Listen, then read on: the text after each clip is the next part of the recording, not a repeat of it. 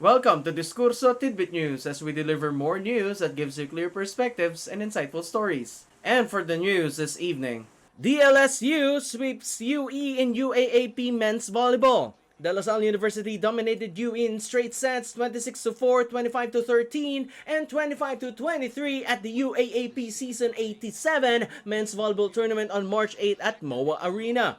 Michael John Fortuna led DLSU with 13 points, while Vince Gerard Maglinaw added 11. The game shifted in set 2 after UE's Dave Harold Poquita suffered a left foot injury, forcing wing spiker Steven Aligayon to step in as setter. Despite Roy Gabriel Pijoyo's 10 points, UE remains winless at 0-6. DLSU now prepares for their showdown against Ateneo on March 12. And now for the next news. Sir Anthony Hopkins releases memoir. Oscar-winning actor Sir Anthony Hopkins is set to release his memoir, quote, "We Did Okay, Kid," on November 4, 2025 under Summit Books. At 87, Hopkins reflects on his journey from his Welsh childhood to his iconic Hollywood roles, including The Silence of the Lambs and Odin in the MCU. The book will also detail his battles with alcoholism, which cost him his first marriage, leading to 50 years of sobriety. Along with personal stories, the memoir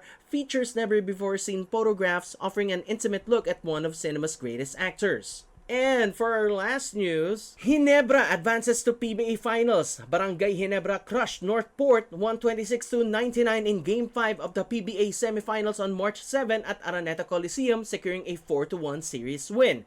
A third-quarter explosion led by a 27-5 run gave the Gin Kings a commanding lead, leaving Northport unable to recover.